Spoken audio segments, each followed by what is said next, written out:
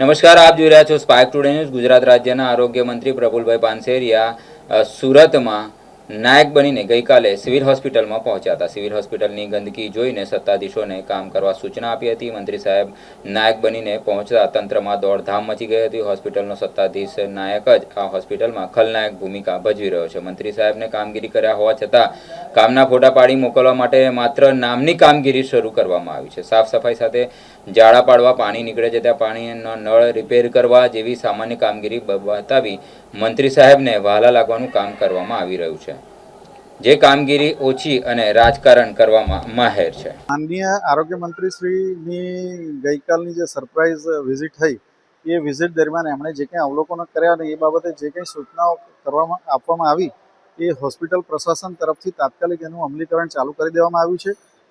સાહેબ તરફથી PIU executive engineer, PIU civil અને પીઆઈયુ ઇલેક્ટ્રિકલ બંનેના એક્ઝિક્યુટિવ એન્જિનિયરને જે સૂચનાઓ આપી એ કામ ચાલુ થઈ ગયું છે। આપ જોઈ શકો છો કે અહીંયા ટાઇલ્સ બદલવાનું, કિડની બિલ્ડિંગમાં ટાઇલ્સ બદલવાનું જે કંઈ તૂટેલી ને એ કંઈ હતી એ ટાઇલ્સ બદલવાનું કામ ચાલુ થઈ ગયું છે। અહીંયા સફાઈ અભિયાન પણ છેડવામાં આવ્યું છે। આજરોજ રવિવાર હોય, દર્દીઓની ભીડ ઓછી હોય એનો લાભ લઈ અને બધી જ જગ્યાએ સફાઈ અભિયાન કર્મચારીઓને બોલાવીને કરવામાં આવ્યું છે।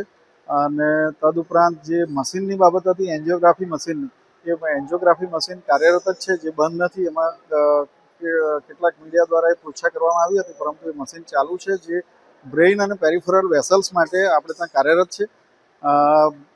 એમનો જે હાર્ટનો પ્રશ્ન હતો, હાર્ટની એન્જિયોગ્રાફી પણ આ મશીનથી થઈ શકે, પરંતુ આપણી પાસે એવો સ્ટાફ અને કાર્ડિયોથોરેસિક સર્જન અને બીજી સુવિધાઓ નથી।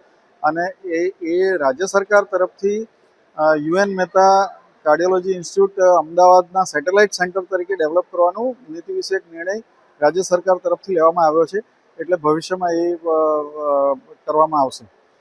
તદુપરાંત જે વ્હીલચેર ને એની જે બાબતો છે એ દરેક ગેટ પર વ્હીલચેર સાથે માણસ રાખી દેવામાં આવ્યો છે, એટલે કોઈ પણ વ્યક્તિને જરૂરિયાત ઊભી થાય તો તાત્કાલિક એને વ્હીલચેર મળે છે।